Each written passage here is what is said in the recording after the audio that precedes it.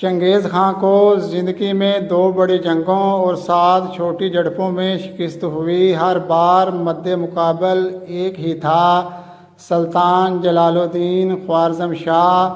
چنگیز خان نے صرف ایک ہی دشمن کو بہادری پر خراج تحسین پیش کیا تھا، وہ جلال الدین تھا۔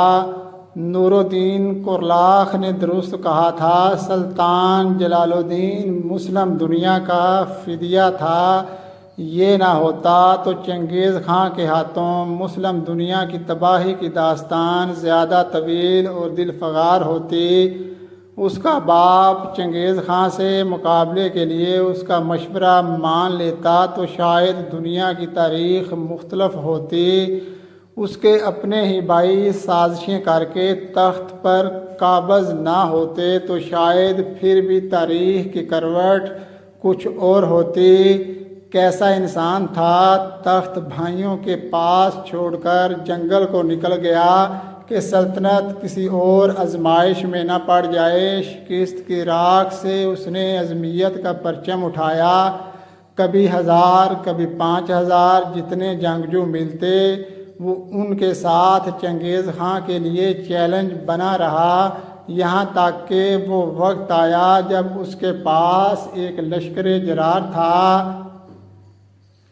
اس نے چنگیز خان کو لکھا، تم میرے لیے جنگل جنگل خاک چھان رہے ہو، میں اس وقت یہاں بیٹھا ہوں، تم آؤ گے یا میں آؤں؟ میجر ریوٹی نے لکھا ہے، چنگیز خان کی زندگی میں یہ پہلا موقع تھا اسے کسی نے یوں چیلنج کیا ہو اور چنگیز خان چیلنج قبول کرنے کی ہمت نہ کر سکا۔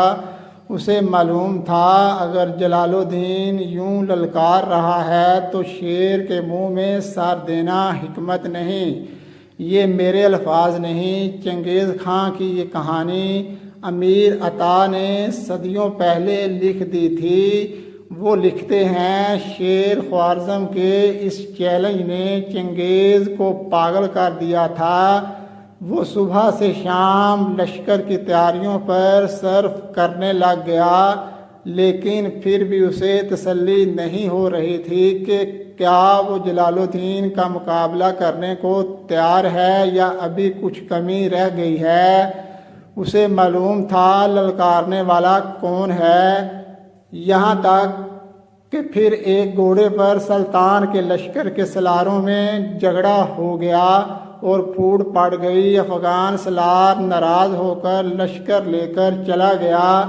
امیر عطا لکھتے ہیں، جلال الدین کو خبر ہوئی تو بھاگ کر خیمے سے باہر آیا، ان کی منتیں کیں، رویا کہ ایسا نہ کرو، مسلمانوں کے مستقبل کا خیال کرو۔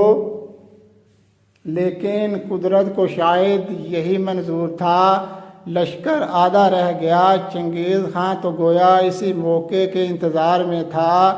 باقی تاریخ میں آخری بڑی لڑائی دریائے سندھ کے کنارے ہوئی، جب سازشوں اور داخلی جھگڑوں سے نڈھال سلطان جلال الدین 30,000 پناہ گزینوں، 3,000 گھڑ سواروں اور 500 کے قریب محافظوں کے ساتھ ہندوستان جا رہا تھا کہ چنگیز خان 2 لاکھ کے لشکر کے ساتھ آن پہنچا۔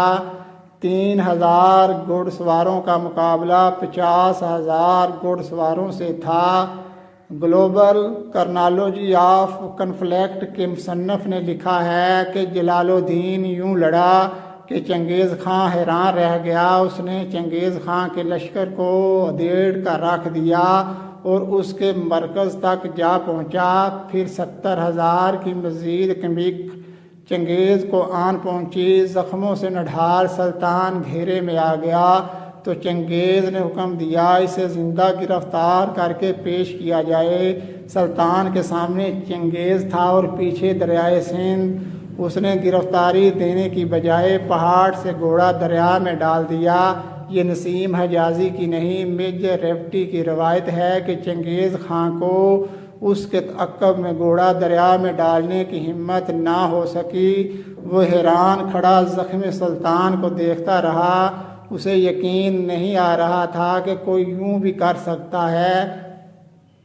پھر اس نے اپنی فوج کے سلاروں کو بلا کر کہا، اس شخص کو دیکھو، اس کی ماں کو اس پر فخر ہونا چاہیے، کیسا بہادر پیدا کیا۔ لیکن یہی وہ وقت تھا جب سلطان کی ماں وہیں پاس دریائے سندھ میں ڈوب رہی تھی۔ یہ واقعہ ازبک، فارسی اور ترک لوک داستانوں کا حصہ ہے اور اس کی منظر کشی بھی کی گئی ہے۔ یہ مقام پاکستان میں ہے اور گھوڑا تڑپ کے نام سے مشہور ہے۔